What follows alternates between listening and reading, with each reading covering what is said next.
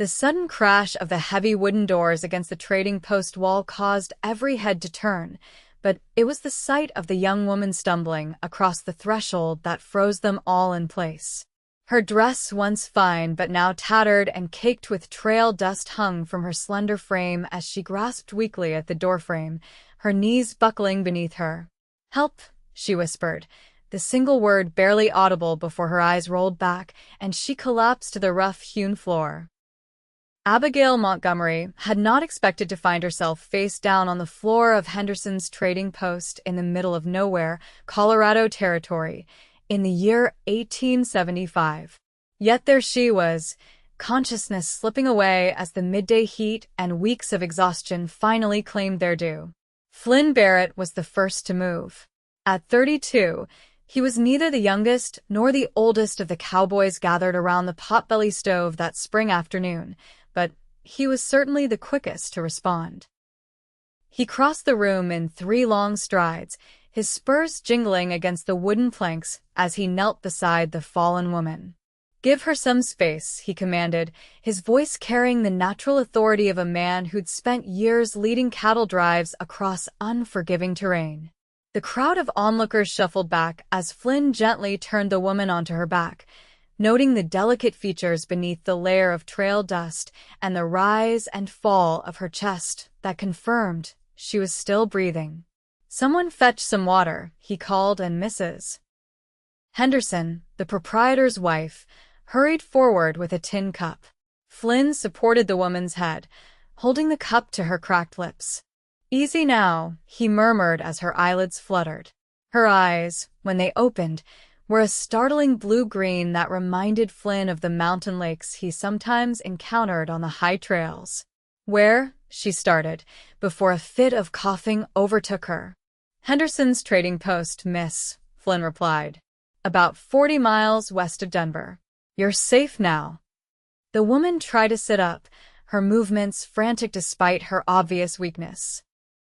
"My belongings the coach. Lie still," Flynn insisted, his hand firm but gentle on her shoulder. "Whatever you're looking for can wait until you've got your strength back." "No, you don't understand," she protested, her voice raspy from thirst and exhaustion. "Everything I have is in that valise. If I've lost it," Flynn looked up at the gathering of cowboys, ranch hands, and locals who had been passing through the trading post that day. "Anyone see a coach or a traveling party on the trail today?" Jack Turner, a weathered ranch hand from the Double Cross outfit, spoke up. "Saw a stage headed east about 2 hours back. Moving fast, too. Didn't seem to be missing any passengers, though." The woman's face crumpled at this news, and Flynn saw the first tears begin to cut clean tracks through the dust on her cheeks. "What's your name, miss?" he asked, hoping to distract her from whatever misfortune had brought her to this state. She hesitated, as if weighing whether to trust him with even this small piece of information. "Abigail," she finally said. "Abigail Montgomery." "Well, Miss Montgomery, I'm Flynn Barrett of the Rockingbee Ranch," he said, tipping his hat slightly. "And I promise you this. Whatever's happened, however you came to be here, I'll help you set it right." It was a simple promise, made without calculation or agenda, but something in his steady gaze must have convinced Abigail of his sincerity.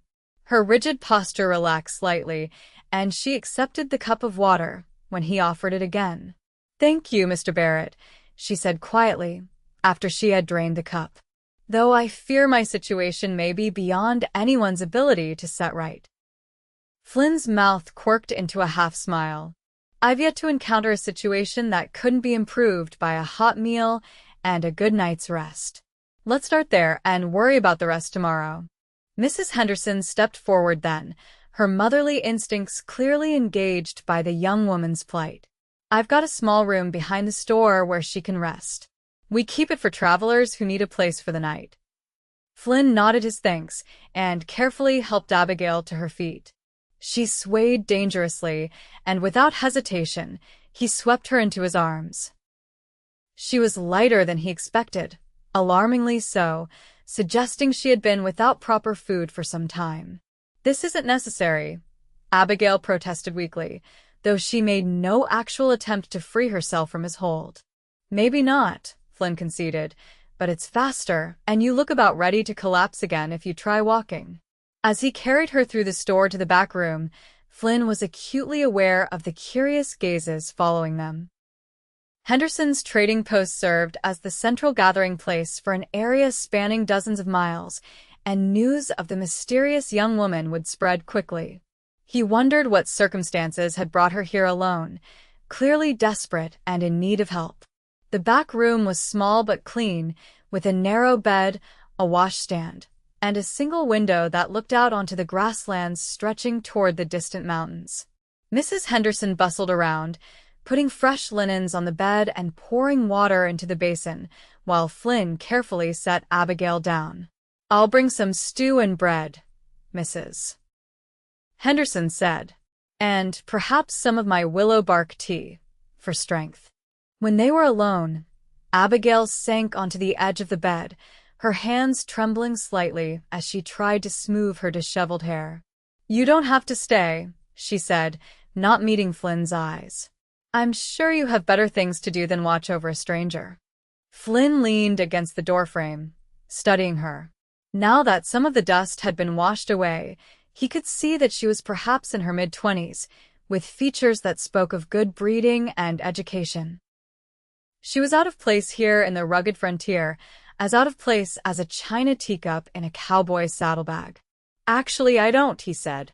"And I meant what I said before. I'll help you, but I can't do that unless you tell me what happened." Abigail's hands stilled in her lap, and when she finally looked up at him, Flynn was struck by the mixture of pride and desperation in her eyes. "I was traveling west from Boston," she began. "My father died 3 months ago, leaving substantial debts I knew nothing about. Our home, our possessions, everything was sold to satisfy his creditors." Flynn nodded, understanding beginning to dawn. "So, you came west to start over?" "I came west because I had an offer of employment," she corrected. "A position as governess to a family in Sacramento. I used the last of my savings for the train ticket to Denver, and then for a place on the stagecoach to continue west." Her voice faltered. "But there was a man on the coach who made unwelcome advances. When I refused him, he became angry. He told the other passengers I had stolen from him." Flynn's jaw tightened. "And they believed him?" "He was very convincing," Abigail said bitterly. "And I am a woman traveling alone. The driver stopped to water the horses, and I stepped away to attend to personal matters. When I returned, they were gone. They took my valise with all my possessions, my letters of introduction, everything." "And you walked here?" Flynn asked, incredulous. "That's miles from the main stage route." "I followed the wool tracks as best I could," she said. "I thought I might intercept them at the next stop. I walked all day yesterday and through the night. I don't remember much after sunrise this morning." Flynn ran a hand through his hair, momentarily lifting his hat. "Miss Montgomery, you're lucky to be alive. There are cougars in these hills, not to mention rattlesnakes and all manner of other dangers for someone traveling alone on foot." "I didn't have much choice," she said simply. Before Flynn could respond, Mrs. Henderson returned with a tray bearing a steaming bowl of stew, thick slices of bread, and a mug of tea. The older woman set it down on a small table beside the bed. "You eat every bite of that, young lady," she instructed. "You're thin as a rail. And Mr. Barrett, my husband would like a word with you." Flynn nodded and straightened from the doorway. "I'll be back to check on you," he told Abigail. "Try to rest after you've eaten." Outside in the main room of the trading post, Henderson waited by the counter, his expression grave. He was a burly man with a thick beard going gray, who had established the trading post nearly 15 years earlier, before the territory had seen much settlement. "What do you make of her story, Barrett?" he asked without preamble when Flynn approached. "I believe her," Flynn said simply. Henderson nodded slowly. "As do I. But a woman alone out here. She's in a precarious position. I've given her my word I'll help, Flynn said. That's all well and good, but what exactly do you plan to do? Track down the stagecoach? They'll be halfway to the next territory by now. And even if you found them, it would be her word against theirs about this supposed theft. Flynn considered this. Henderson wasn't wrong. She mentioned letters of introduction for a position in Sacramento. Perhaps we could help her obtain new ones. Henderson shook his head. And who exactly would vouch for her? No, Barrett. The girl needs more immediate assistance than that. She needs a safe place to stay while she recovers and figures out her next steps. The Rocking Bee has spare rooms, Flynn said without hesitation. My sister Martha would welcome the company, I'm sure. That might be the best solution, Henderson agreed. Though there will be talk, you bringing a young woman back to the ranch. Flynn's expression hardened slightly. Let them talk. I'm not about to leave her stranded. Back in the small room, Abigail had eaten about half the stew and a few bites of bread. The food, though simple, was the first hot meal she'd had in days, and it brought some color back to her pale cheeks. She looked up when Flynn returned, her eyes wary. Mr. Henderson confirms there's no stagecoach expected through here for at least a week, Flynn told her, deciding to be direct. And even then, without funds for passage. I understand, Abigail said quietly. Perhaps I could work here at the trading post to earn my keep until I can send a letter to Sacramento explaining my situation. Mrs. Henderson already has more help than she needs with her nieces staying through the summer, Flynn said. But I have another suggestion. My ranch is about an hour's ride from here. We have plenty of room, and my sister could use some company. You'd be welcome to stay until you decide what you want to do next. Abigail's expression was a mixture of relief and caution. That's very generous, Mr. Barrett, but I couldn't impose. It's not an imposition, Flynn assured her. And it's not charity either, if that's what concerns you. Martha's been after me to hire someone to help with the household accounts and correspondence. She says my handwriting is worse than a chicken scratch. If you're educated enough to be a governess, I reckon you could manage our books for a while. The offer of work, even temporary work, seemed to ease some of Abigail's tension. I was raised to manage a household, she said, and I'm quite proficient with accounts. Then it's settled, Flynn said. We'll leave when you're feeling strong enough. Abigail hesitated, then nodded. Thank you, Mr. Barrett. Your kindness is unexpected. Flynn smiled slightly. Out here, Miss Montgomery, we look after our own. And while you're staying at the Rocking Bee, that includes you. It was late afternoon when Flynn helped Abigail onto his horse. Mrs. Henderson had provided her with a clean dress slightly too large but serviceable and had packed a small bundle of essential items. The older woman had also promised to ask travelers coming through the trading post if anyone had news of the stagecoach or Abigail's missing belongings. Flynn mounted behind Abigail, acutely aware of her stiffness as she tried to maintain as much distance as possible between them in the confined space of the saddle. He kept one arm loosely around her waist to steady her, but was careful not to hold her too closely. It's about an hour's ride, he told her as they set out. The trail's not too rough, but let me know if you need to stop. The late spring sun cast long shadows across the rolling grasslands as they rode west. The scent of sage and wildflowers filled the air, and in the distance, a herd of pronghorn antelope grazed peacefully. Under different circumstances, Flynn might have pointed out the beauty of the landscape to his companion, but he sensed that Abigail was still too overwhelmed by her situation to appreciate it. Have you lived in Colorado Territory long? She asked after they had ridden in silence for some time. Born and raised, Flynn replied. My father established the Rocking Bee when I was just a boy. Back then, there wasn't much out here except buffalo and Cheyenne. And now, things are changing fast. The railroads brought more settlers each year. Towns are springing up where there used to be just open range. It's not the same place it was when I was growing up. Do you mind the changes? Abigail asked, seeming genuinely interested despite her exhaustion. Flynn considered the question. Some of them. I don't miss the Indian Wars or the lawlessness of the early days. But I do miss the openness, the feeling that you could ride for days and not see another soul. Abigail fell silent again, and Flynn wondered what she was thinking. Did she regret coming west? Was she already planning how to continue her journey to Sacramento, or was she reconsidering her options? As they crested a low hill, the rocking bee came into view in the valley below. The main house was substantial for a ranch house, built of solid timber with a wide porch wrapping around 3 sides. Several outbuildings surrounded it, including a bunkhouse, a barn, and various smaller structures. Fenced pastures stretched away to the south and west, with cattle visible as small dark shapes against the green grass. It's larger than I expected, Abigail commented. My father had big dreams, Flynn said. And he built for the future, not just for his own time.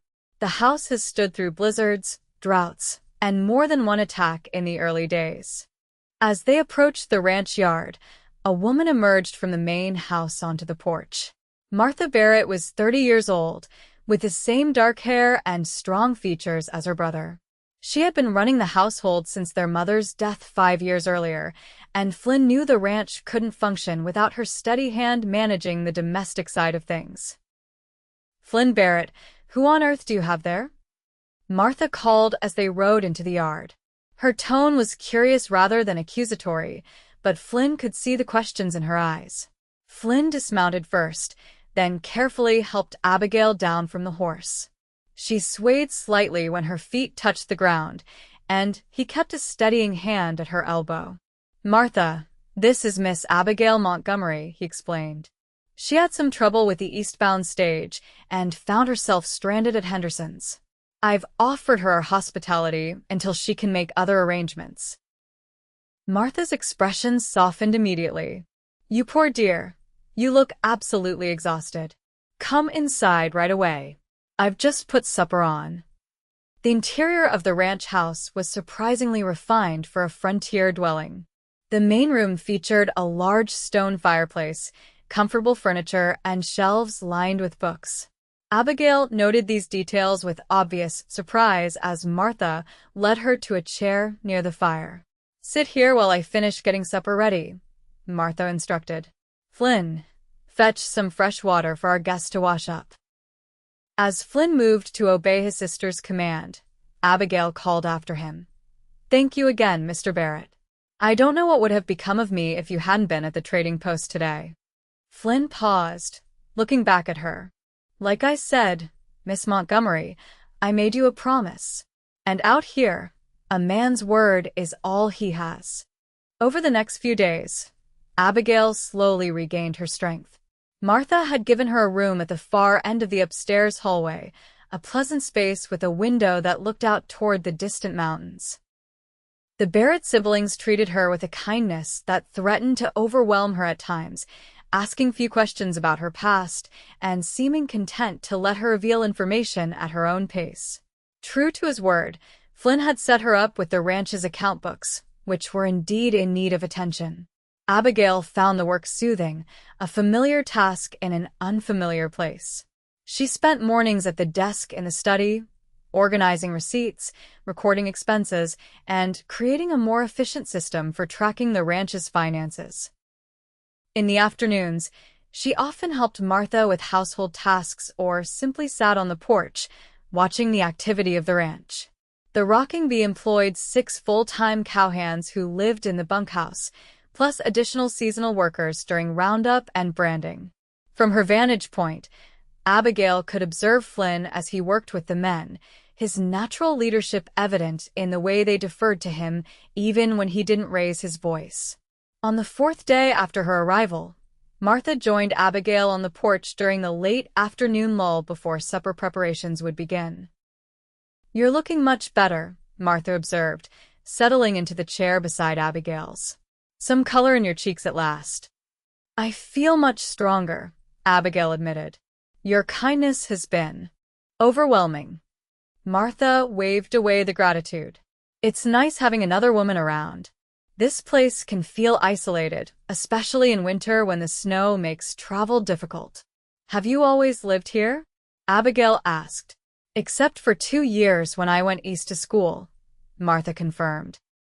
Our mother insisted I should have some formal education, even though she knew I'd likely come back to the ranch in the end. Didn't you ever want something different? A home of your own, perhaps? Martha's smile turned wistful. There was a man once, Thomas Willingham. He ran the mercantile in town and wanted me to marry him. But then our mother took ill, and I couldn't leave Flynn to manage everything alone. And now I'm 30 years old and set in my ways, Martha said with a small laugh. Besides, who would keep this place running if I left? Flynn's a good rancher, but he'd likely starve if left to his own cooking. As if summoned by the mention of his name, Flynn appeared around the corner of the house, leading his horse. He had been out since dawn checking on a remote section of the property, and even from a distance, Abigail could see the weariness in his posture. Speaking of my brother, Martha said, rising from her chair, I should start supper. He always comes back hungry from a long day's ride. Left alone, Abigail watched as Flynn led his horse to the water trough, removed the saddle, and began to brush the animal down. There was something deeply appealing about the care he took with the task, the gentleness of his hands as they moved over the horse's coat.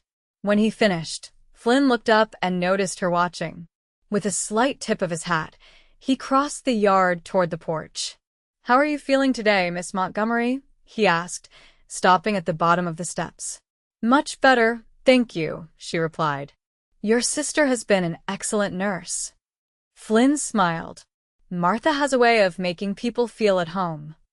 He hesitated, then added, I was wondering if you might feel up to a short ride tomorrow. There's a place not far from here I'd like to show you. Abigail was surprised by the invitation. I'd like that, she said. Though I should warn you, I'm not very experienced on horseback. Don't worry, Flynn assured her. I have a mare that's gentle as a lamb, and we won't go far.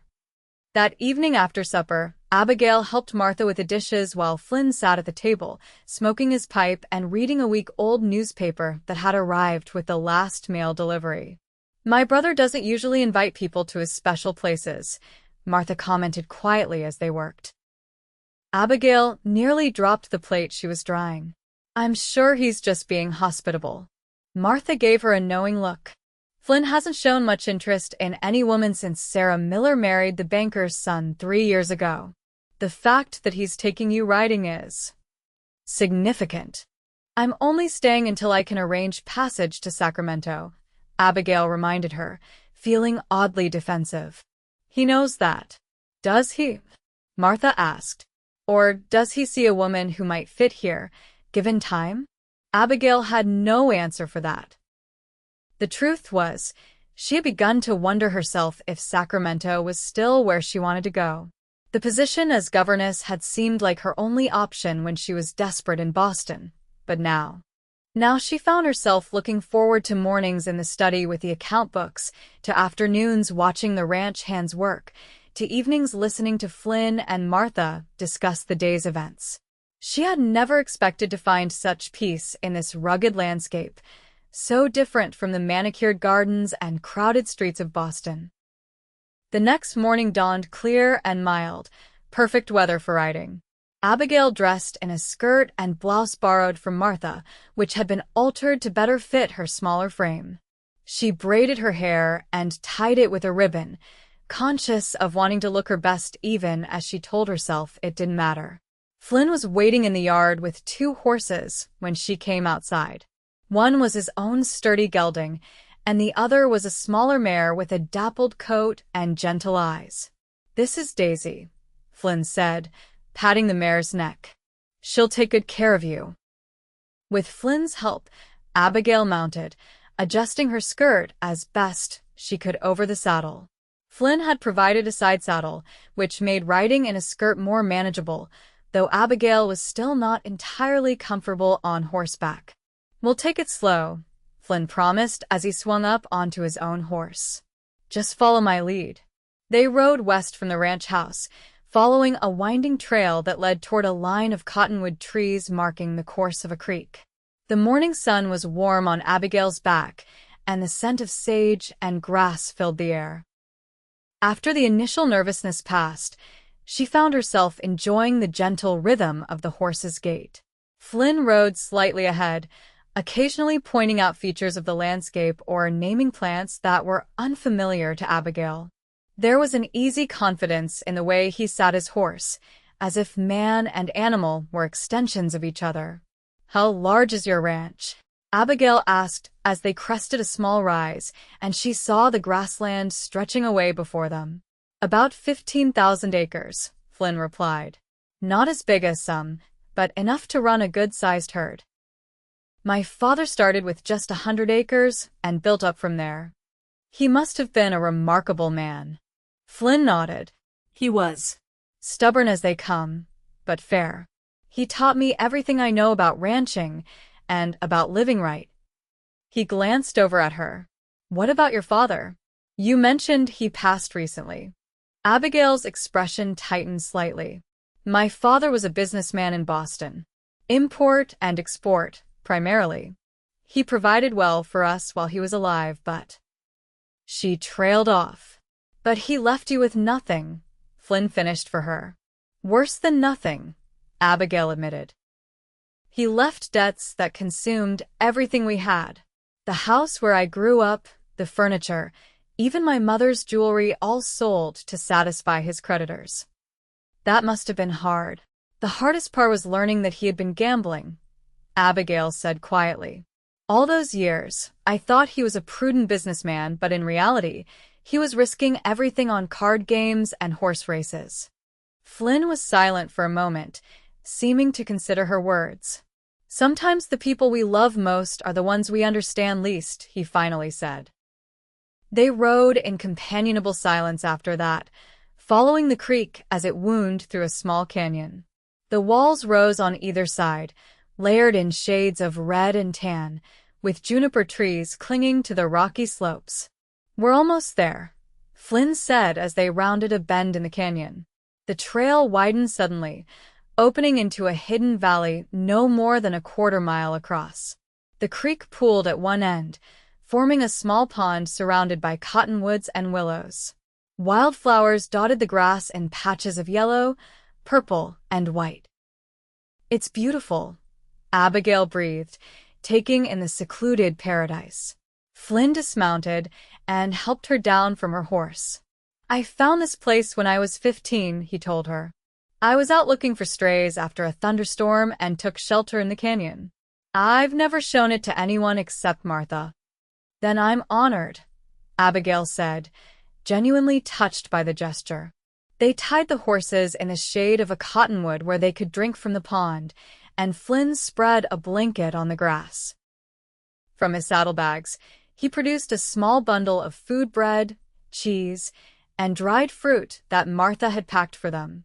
As they ate, Flynn pointed out a family of ducks paddling across the pond and the tracks of deer that had come to drink at dawn. Abigail found herself relaxing completely for the first time since leaving Boston, the peaceful setting washing away her anxiety about the future. "Why Sacramento?" Flynn asked suddenly. "Of all the places you could have gone, why there?" Abigail considered the question. "It wasn't so much a choice as a necessity," she admitted. "The family seeking a governess was willing to advance my travel expenses. I had references from my time teaching at a girls' school in Boston and few other options." "And now? Is that still where you want to go?" Abigail looked out across the small valley, trying to sort through her conflicted feelings. "I don't know," she said honestly. "A month ago, I would have said yes without hesitation. But now." Flynn prompted when she didn't continue. "Now I find myself wondering if there might be a place for me here," she said, surprised by her own candor. "I've never felt quite so useful as I have these past few days, working with the ranch accounts." Flynn's expression was unreadable. "The accounts aren't the only reason to stay," he said after a moment. Abigail's heart quickened at his words. What other reason might there be? Instead of answering directly, Flynn reached out and gently tucked a strand of hair behind her ear that had escaped from her braid. The brief touch sent a shiver through Abigail that had nothing to do with the mild breeze. "I think you know," Flynn said softly. Before Abigail could respond, a distant rumble caught their attention. Flynn stood quickly, scanning the sky to the west, where dark clouds were building over the mountains. "Thunderstorm," he said grimly. "We should head back before it hits." The peaceful mood broken, they quickly packed up the remains of their picnic and mounted their horses. Flynn set a faster pace on the return journey, clearly concerned about the approaching storm. The wind had picked up, bending the tall grass and sending small dust devils spinning across the open ground. They were still a mile from the ranch when the first fat raindrops began to fall. Within minutes, the gentle rain had become a downpour, and lightning flashed across the darkened sky. "There's a line shack just ahead," Flynn called over the howling wind. "We can wait out the worst of it there." The line shack was a small, sturdy cabin used by the ranch hands during roundup or when checking on distant parts of the property. It had a single room with a bed, a table, and a small stove. Flynn ushered Abigail inside, then went back out to secure the horses under the lean-to attached to the side of the shack. When he returned, he was soaked to the skin, water streaming from his hat and coat. Abigail wasn't much drier, her borrowed clothes clinging uncomfortably to her body. "There are some blankets in that trunk," Flynn said, indicating a wooden chest against one wall. "And I think there's still dry kindling by the stove. We should get a fire going before we catch our death." Working together, they soon had a small fire crackling in the stove. The warmth spread slowly through the tiny cabin, and Abigail wrapped herself in one of the rough wool blankets, shivering as her wet clothes began to dry.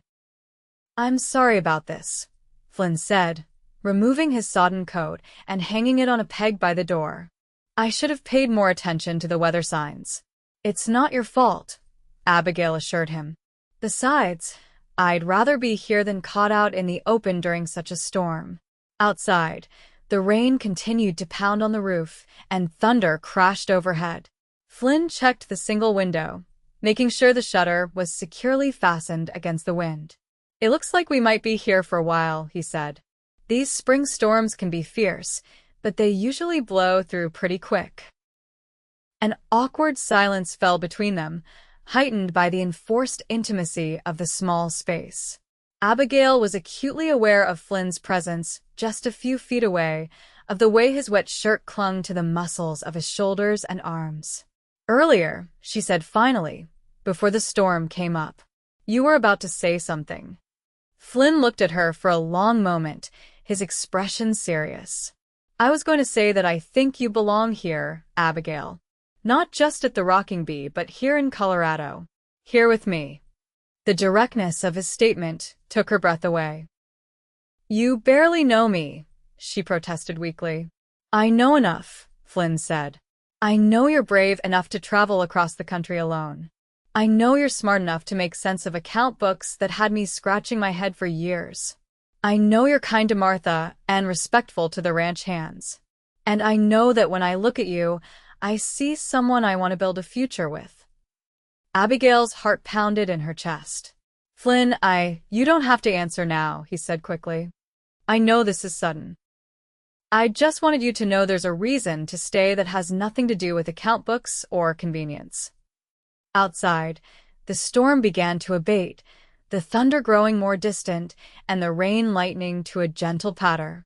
Inside the small cabin, however, Abigail felt as though a different kind of storm was raging, one of emotions and possibilities she had never expected to confront. "What if I'm not suited to life out here?" she asked, giving voice to her deepest fear.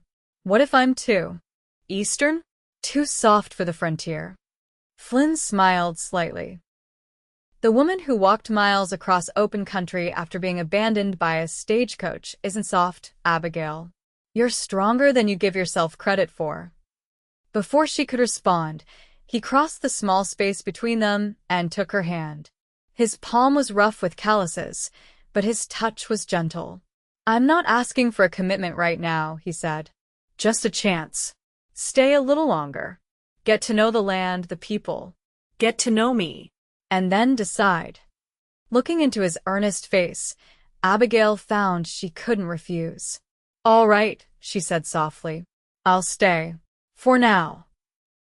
Flynn's smile was like sunrise breaking over the mountains. "That's all I'm asking for." By the time they returned to the ranch, the storm had passed completely, leaving behind puddles in the yard and a freshly washed quality to the air. Martha met them at the door, her expression a mixture of relief and curiosity. "I was starting to worry," she said, ushering them inside. "When the storm hit and you weren't back yet. We took shelter in the North Line shack," Flynn explained, removing his hat. "No harm done." Martha's gaze moved between them, clearly noting something different in their demeanor. "Well, you're both soaked through. Go change into dry clothes before you catch cold. I'll have hot coffee waiting when you come down." Later, after they had changed and warmed themselves with coffee and Martha's fresh-baked bread, Abigail excused herself to her room. She needed time alone to think, to process everything that had happened that day. Sitting by the window, watching the last light fade from the western sky, Abigail considered the choice before her. Sacramento and the governess position represented safety, a known quantity. She would be doing work she was qualified for, living in a settled community, following a path not dissimilar to the one she might have taken in Boston. Staying meant uncertainty. It meant embracing a way of life entirely foreign to her upbringing. It meant trusting Flynn Barrett's assessment of her character and abilities over her own doubts. It also meant acknowledging the growing attraction she felt toward him, an attraction that had begun the moment he knelt beside her at Henderson's trading post and promised to help her. A soft knock at her door interrupted her thoughts. Opening it, she found Martha standing there with a folded piece of paper in her hand. "This came for you while you were out today," Martha said, handing her the paper. "A writer from Henderson's brought it." Puzzled, Abigail unfolded the note. It was from Mrs. Henderson, written in a careful hand. "Miss Montgomery, a passenger from the eastbound stage stopped here yesterday. Upon hearing of your situation, she admitted to witnessing the incident you described and confirmed your account. More importantly, she recovered your valise, which the man had abandoned at the next station when he discovered it contained nothing of value to him. Your belongings are here waiting for you. Mrs. Henderson." Relief washed over Abigail. Her few personal items, her letters of introduction, her mother's locket all recovered. It meant she could continue to Sacramento if she chose, take up the position that had been her salvation when she left Boston. Martha was watching her face closely. "Good news. My belongings have been found," Abigail explained. "They're at the trading post. Flynn can take you to collect them tomorrow," Martha said. Then, more cautiously, "Does this mean you'll be leaving us?" Abigail looked down at the note in her hand. "I don't know yet," she admitted. "I need to think." Martha nodded understandingly. "Well, whatever you decide, know that you have a place here for as long as you want it." She hesitated, then added, "My brother isn't one to speak his feelings easily, but I've never seen him look at anyone the way he looks at you." After Martha left, Abigail returned to the window. The first stars were appearing in the darkening sky, bright points of light in the vast emptiness. In Boston, the buildings and gas lamps obscured all but the brightest stars.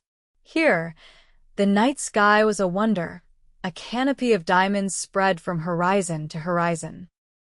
It struck her suddenly that this was a metaphor for the choice before her. Sacramento offered the familiar comfort of city lights, but staying might reveal wonders she had never imagined possible. The next morning, Flynn was ready with the wagon when Abigail came downstairs. He had offered to take her to Henderson's to retrieve her belongings, and though she was still uncertain about her ultimate decision, she was eager to reclaim the few possessions that connected her to her former life. The ride to the trading post was quieter than their excursion of the previous day. Flynn seemed to sense that Abigail was deep in thought and didn't press her with conversation. Instead, he focused on handling the team, occasionally pointing out features of the landscape they passed.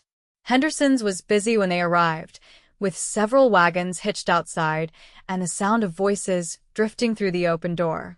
Flynn helped Abigail down from the wagon and escorted her inside, his hand lightly touching the small of her back in a gesture that felt both protective and possessive. Mrs. Henderson greeted them warmly. "Miss Montgomery, I'm so glad you've come. Your valise is in the back room where you stayed. Everything appears to be intact." While Flynn spoke with Henderson about supplies for the ranch, Abigail followed Mrs. Henderson to the small room that had been her temporary refuge. Her valise sat on the bed, looking much the worse for wear but still securely latched. "The woman who returned it, a Mrs. Calloway, said the man who accused you admitted to the deception after they left you behind," Mrs. Henderson explained. "He was put off the stage at the next station. She felt terrible about what happened and insisted on bringing your belongings back here when she learned you had survived." "That was very kind of her," Abigail said, running her hand over the worn leather of the valise. "Did she happen to say what became of the man?" "Only that he was continuing east on foot, as no one would give him passage after his behavior came to light." There was a certain poetic justice in that, Abigail thought. Opening the valise, she quickly checked its contents. Her clothes were rumpled but present, as were her few books and the letters of introduction to the family in Sacramento. At the bottom, wrapped in a handkerchief, was her mother's silver locket, the one possession she would have grieved most deeply to lose. "Thank you for keeping this safe," Abigail told Mrs. Henderson, closing the valise again. "You're very welcome, dear. And how are you finding life at the Rocking Bee? Martha Barrett is a fine woman, and Flynn is one of the most respected ranchers in the territory." "They've been very kind," Abigail said carefully, not wanting to reveal too much of her inner conflict. Mrs. Henderson smiled knowingly. "Flynn Barrett wouldn't bring just anyone home to his ranch," she said.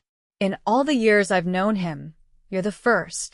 This was the second time someone had made such an observation, and Abigail felt a flush rising to her cheeks. "I'm sure he was simply being charitable," she protested. "My dear, men like Flynn Barrett don't act from charity alone," Mrs. Henderson said. "Not when it comes to bringing a young woman into their homes." Before Abigail could respond, Flynn appeared in the doorway. "The wagon's loaded with supplies," he said. "Ready to head back?" Abigail nodded, picking up her valise. As they left the trading post, she was acutely aware of the curious gazes following them. News of her collapse and Flynn's intervention had clearly spread, and the sight of them together was fodder for speculation. On the return journey, Flynn finally broke the silence that had stretched between them. "Now that you have your belongings back, I suppose you'll be making plans to continue to Sacramento." There was a carefully neutral tone to his voice that didn't quite hide the tension beneath. Abigail looked over at him, studying his profile as he kept his eyes on the road ahead. "I've been thinking about that," she said slowly. "The position in Sacramento was my lifeline when I had no other options. But now—" Flynn glanced at her, a flicker of hope in his eyes. Now I find myself wondering if it's still the right path," Abigail admitted. "The last few days at the Rocking Bee have shown me a different kind of life than I ever imagined for myself. It's harder in some ways, but also freer." "And the other reason I mentioned?" Flynn asked quietly. "The one that has nothing to do with account books?" Abigail felt her heart skip a beat. "That reason is compelling," she said, finding it difficult to meet his gaze. "More compelling than I expected." Flynn's hands tightened on the reins. "Abigail, I know we haven't known each other long, but I meant what I said yesterday. I see something in you that fits here, that fits with me. I'm not asking for promises, just time. Time to see if what I feel might grow into something you could share." The directness of his words both frightened and thrilled her. In Boston, courtship was a careful dance of social calls and chaperoned outings, a process that could stretch over months or years. Here on the frontier, it seemed, people spoke their minds and hearts more plainly. "I'll stay through the summer," Abigail said, making her decision in that moment. "If the family in Sacramento still wants me after that, I can travel west before winter sets in. If not..."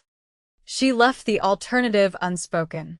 Flynn's smile was like sunshine breaking through clouds. "That's all I'm asking for," he said. A fair chance. The remainder of the journey passed more comfortably, with Flynn pointing out features of the landscape and telling stories of his childhood on the ranch. By the time they reached the rocking bee, Abigail felt more settled in her decision, more confident that she was choosing rather than simply reacting to circumstances. Martha was delighted when Abigail announced her intention to stay through the summer, immediately beginning to plan projects they could work on together. "The vegetable garden needs attention," she said enthusiastically, "and I've been wanting to make new curtains for the parlor. Oh, and there's the Harvest Festival in town next month. You'll need a new dress for that." Watching Martha's excitement, Flynn caught Abigail's eye and smiled, a private communication that sent warmth spreading through her chest. There was something wonderful about being wanted, about knowing her presence brought joy to others. That evening after supper, Abigail sat on the porch, watching the sunset paint the western sky in shades of orange and gold.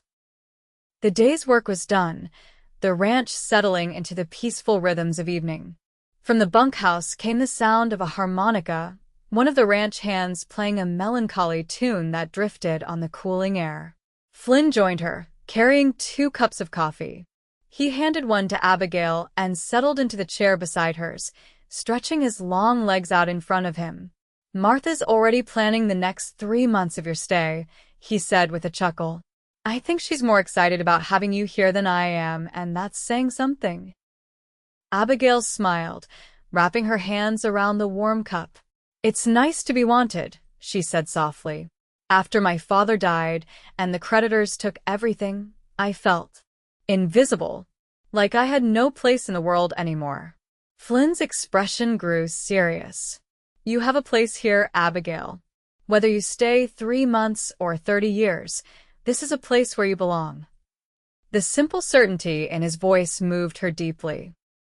In that moment, with the beauty of the sunset before her and Flynn's steady presence beside her, Abigail felt a sense of rightness, of belonging, that she had never experienced in Boston. The days that followed fell into a pleasant routine.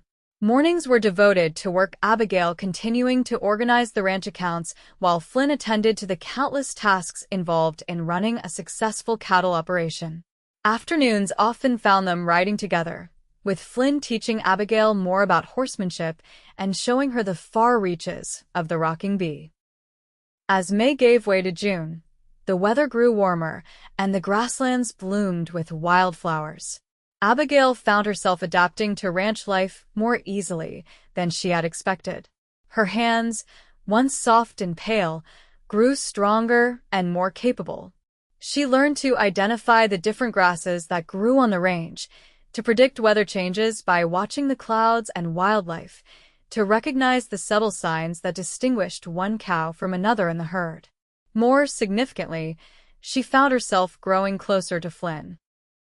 Their conversations, which had once been cautious and polite, became deeper and more personal. He told her about his dreams for the ranch, about the challenges of the changing West, about his hopes for someday passing the rocking bee on to children of his own. She shared stories of her childhood in Boston, of her mother's gentle guidance and her father's occasional moments of warmth amid his obsession with business. One evening in mid-June, Flynn invited Abigail to ride with him to check on a new calf that had been born that morning. The day had been unusually hot, but as the sun began to set, a pleasant coolness settled over the land. They rode at an easy pace, enjoying the extended twilight of the summer evening. The new calf was thriving, nursing contentedly from its mother in a sheltered corner of the pasture.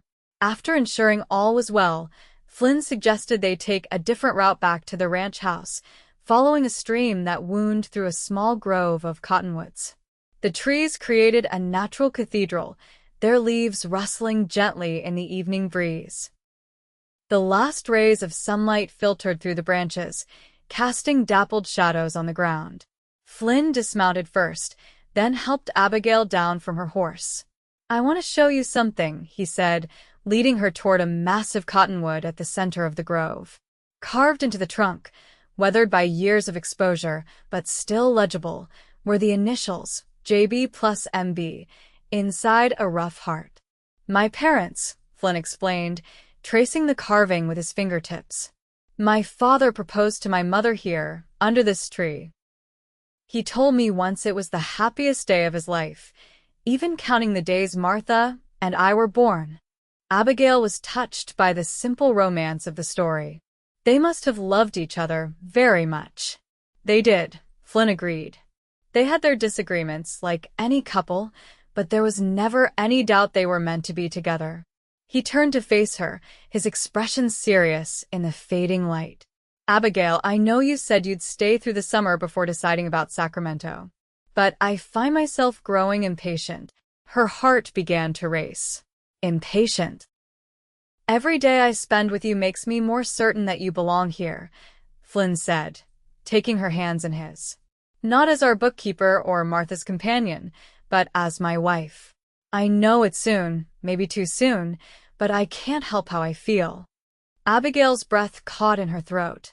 Despite the growing closeness between them, despite the hints and observations from Martha and Mrs. Henderson, she hadn't expected an actual proposal so quickly. "Flynn, she began, but he gently placed a finger on her lips. "Don't answer yet," he said. "Just think about it." "Think about what kind of life we could build together. I'm not a wealthy man by Eastern standards, but the ranch is prosperous and growing more so each year. I can promise you a good home, honest work, and a husband who will cherish you until his dying day." The sincerity in his voice brought tears to Abigail's eyes. In Boston, marriage proposals were often strategic alliances between families, carefully negotiated affairs that had as much to do with social standing and financial considerations as with affection. Flynn's straightforward declaration of love and commitment was refreshingly direct by comparison. "May I at least kiss you?" Flynn asked softly. "To give you something to consider along with my words?" Unable to speak, Abigail nodded. Flynn stepped closer, one hand gently cupping her cheek while the other settled at her waist. He leaned down slowly, giving her every opportunity to pull away before pressing his lips to hers in a kiss that was both tender and restrained.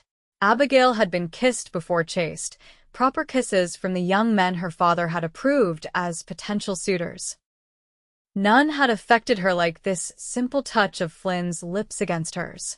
Heat bloomed in her chest and spread outward, making her fingers tingle and her knees weaken. When Flynn finally pulled back, his eyes were dark with emotion. "Think about it," he repeated softly. "That's all I ask." The ride back to the ranch was quiet, each of them lost in their own thoughts. When they reached the house, Martha was waiting on the porch with news that visitors had arrived in their absence, neighbors from a ranch 10 miles to the south who had stopped by on their way back from town. The evening that followed was filled with conversation and laughter as the neighbors shared news and gossip from the wider community. Abigail participated politely, but her mind was elsewhere, replaying Flynn's proposal and that gentle, transformative kiss under the cottonwoods. Later, alone in her room, Abigail sat by the window, staring out at the star-filled sky. The practical side of her nature urged caution. She had known Flynn for barely 2 months. Marriage was a lifetime commitment, especially out here where divorce was rare and often scandalous. Yet her heart spoke differently. In Flynn, she had found a man of integrity and kindness, a man who saw her value beyond her appearance or social standing. He offered her not just security but partnership, a chance to build something meaningful together. And then there was the undeniable physical attraction between them. The memory of his kiss made her flush even now, hours later. Was that enough to base a marriage on? Her mother had always said that passion faded, but respect and companionship endured. With Flynn, Abigail realized she might have both. The next morning, she woke early and went downstairs to find Flynn already at the kitchen table, studying a map of the ranch with a cup of coffee at his elbow. He looked up when she entered, his expression carefully neutral, though she could see the question in his eyes. "Good morning," she said, pouring herself a cup of coffee and joining him at the table. "May I see what you're working on?" Flynn hesitated, then pushed the map toward her. "I'm planning where to expand the irrigation for the hay fields," he explained. "With the herd growing, we'll need more winter feed next year." Abigail studied the map, noting the careful annotations in Flynn's distinctive handwriting. This was his life's work spread out before her, not just a business, but a legacy, a piece of land transformed by 3 generations of Barrett determination and vision. "I've been thinking about what you said last night," she said, keeping her eyes on the map. Flynn went very still. And I think," Abigail said slowly, finally looking up to meet his gaze, "that I would like very much to be your wife." The joy that spread across Flynn's face was like nothing she had ever seen, pure and unguarded, transforming his already handsome features into something transcendent. He reached across the table and took her hands in his. "Are you certain?" he asked. "I don't want you to feel pressured or rushed." "I'm certain," Abigail said, surprised by the steadiness in her voice. "I came west looking for a new beginning, and I've found it here with you." Flynn rose from his chair and came around the table, pulling Abigail to her feet and into his arms. This time when he kissed her, there was no restraint, only the full expression of his feelings. Abigail responded with equal fervor, her arms winding around his neck as she pressed herself closer to him. They were so engrossed in each other that they didn't hear Martha enter the kitchen until she cleared her throat loudly. They sprang apart like guilty teenagers, Abigail smoothing her hair, while Flynn attempted to look dignified despite the flush on his face. Martha looked between them, one eyebrow raised. "Should I assume congratulations are in order?" Flynn's arm slipped around Abigail's waist. "If you don't mind having a sister instead of just a bookkeeper," he said, his voice rough with emotion. Martha's face broke into a wide smile. "Mind?" "Flynn Barrett, I've been praying for this since the day you brought her home." She crossed the kitchen and enfolded Abigail in a warm embrace. "Welcome to the family, truly." Word of their engagement spread quickly through the ranch and surrounding community. The hands offered Flynn hearty congratulations and treated Abigail with a new level of respect. Neighbors rode over specifically to meet the Eastern woman who had captured the heart of one of the territory's most eligible bachelors. Through it all, Abigail found herself growing more certain of her decision. The life she was choosing was not easy. She saw that clearly in the endless work that kept the ranch running, in the worry that came with drought or sickness in the herd, in the isolation that winter would bring. But it was a life of purpose and connection, a life where her contribution mattered and her presence was valued. Most of all, it was a life with Flynn, whose steady strength and quiet devotion had become as essential to her as breathing. They were married on a bright morning in early July, in a simple ceremony performed by the circuit riding minister who visited the area once a month. The entire Rocking Bee crew attended, along with neighbors from miles around and the Hendersons from the trading post. Abigail wore a new dress of pale blue cotton, with wildflowers in her hair instead of a veil. Flynn, uncharacteristically nervous, fumbled slightly when placing the ring on her finger, a simple gold band that had belonged to his mother. The celebration afterward lasted well into the evening, with food and music and dancing under the stars. As Flynn led Abigail in a waltz, she marveled at how different this was from the formal Boston balls she had attended in her previous life. Here, ranch hands danced with the daughters of neighboring ranchers, children darted between the adults, and the music came from fiddles and harmonicas rather than orchestras. Yet there was a joy in this simple gathering that surpassed anything she had experienced in the glittering ballrooms of the East. This was real, these were her people now, and the man whose arms held her close was her husband. Later, when the guests had departed and the ranch hands had retreated to the bunkhouse, Flynn led Abigail to the main house, their house now. Martha had tactfully arranged to stay with neighbors for a few days, giving the newlyweds privacy to begin their life together. Standing in the bedroom that they would now share, Abigail felt a momentary nervousness. Despite the passion of their kisses and embraces over the past weeks, this territory was uncharted for her. Flynn seemed to sense her anxiety. "We have all the time in the world," he said softly, taking her hands in his. "There's no rush." But as he spoke, Abigail realized that her nervousness stemmed not from reluctance but from eagerness, from wanting this joining to be perfect. In response, she reached up and began to unpin her hair, letting it fall in waves around her shoulders. Flynn's breath caught audibly. "You are so beautiful," he whispered, reaching out to run his fingers through the golden strands. What followed was a discovery for both of them, Flynn learning the curves and softness of her body, Abigail exploring the hard planes and surprising gentleness of his. There were moments of awkwardness and laughter, but these only deepened the intimacy between them. And when they finally came together as husband and wife, Abigail understood for the first time what it meant to be truly known and loved by another person. Afterward, lying in Flynn's arms with her head on his chest, listening to the steady beat of his heart, Abigail felt a profound sense of peace settle over her. This was home, not the ranch house or even the rocking bee itself, but this connection, this belonging to each other. "What are you thinking?" Flynn asked, his voice a rumble beneath her ear. Abigail smiled, tracing patterns on his skin with her fingertip. "I was thinking about that day at Henderson's trading post," she said. "About how close I came to never meeting you." Flynn's arms tightened around her. "I don't believe that was chance," he said. "I think some things are meant to be, no matter what obstacles stand in the way." Like a woman collapsing at a trading post and a cowboy making her a simple promise? Abigail teased.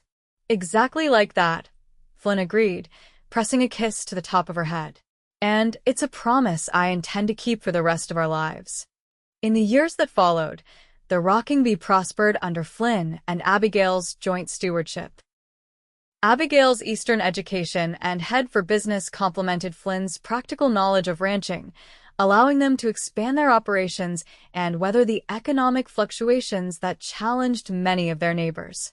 Martha eventually married a widowed rancher from 20 miles away, though she visited often and remained a beloved presence in their lives. The ranch hands who had initially viewed Abigail with curiosity and mild suspicion came to respect her determination and willingness to learn the ways of the West. 2 years after their marriage, Abigail gave birth to a son they named James, after Flynn's father. A daughter, Elizabeth, followed 18 months later. The children grew strong in the clean mountain air, learning to ride almost as soon as they could walk and developing the self-reliance that frontier life demanded. There were hard times, of course a severe drought that threatened the herd, a winter so harsh they lost nearly a quarter of their cattle, a fall from a horse that left Flynn bedridden for weeks with a broken leg. But through it all, they faced challenges together, their partnership strengthening with each obstacle overcome. Occasionally, Abigail received letters from her few remaining connections in Boston. The city was changing rapidly, they wrote, with new technologies and fashions and social movements. Sometimes, reading these accounts by lamplight after the children were asleep, Abigail would try to imagine what her life might have been like had she continued to Sacramento or even returned east. But then Flynn would come in from his final check of the ranch, his presence filling the room with warmth and security, and she would fold the letters away, knowing without doubt that she had found her true home. On the 10th anniversary of their meeting, Flynn surprised Abigail by taking her back to Henderson's trading post. The place had grown over the decade, with a proper hotel now attached to the store and several other buildings forming a small settlement around it. Do you remember? Flynn asked as they stood in the spot where Abigail had collapsed that fateful day. How could I forget? Abigail replied, leaning against a shoulder. I was certain my life was over, that I had lost everything worth having. And instead I found everything I never knew I wanted, she said, turning to face him. A home, a family, a purpose. And you, Flynn Barrett. Always you. Flynn smiled, the lines around his eyes crinkling in the way she had come to love. At 42, his hair was showing the first strands of silver at the temples, and years of working outdoors had weathered his face. To Abigail, he was more handsome than ever. You know, he said, taking her hand as they walked back to their waiting horses, I made you a promise that day, that I would help you set things right. And you kept it, Abigail assured him. More than kept it. Flynn stopped walking, turning to face her with an earnestness that reminded her of their early days together. I want you to know that I've never regretted it not, for a single day. Bringing you home to the Rocking Bee was the best decision I ever made. Abigail reached up to touch his cheek, feeling the familiar texture of his skin beneath her fingers. And accepting your proposal was the best decision I ever made, she said softly. I love you, Flynn Barrett. And I love you, Abigail Barrett, he replied, bending to kiss her in full view of anyone who might be passing by an impropriety that would have scandalized Boston society, but seemed entirely natural here in the place where their story had begun. As they rode home together, the setting sun gilding the grasslands in shades of gold, Abigail reflected on the strange and wonderful path her life had taken. From the desperate young woman who had collapsed at a trading post to the confident rancher's wife she was now, the journey had been unexpected but infinitely rewarding. And it had all begun with a simple promise from a cowboy with kind eyes and steady hands, a promise that had brought her back to life in more ways than one.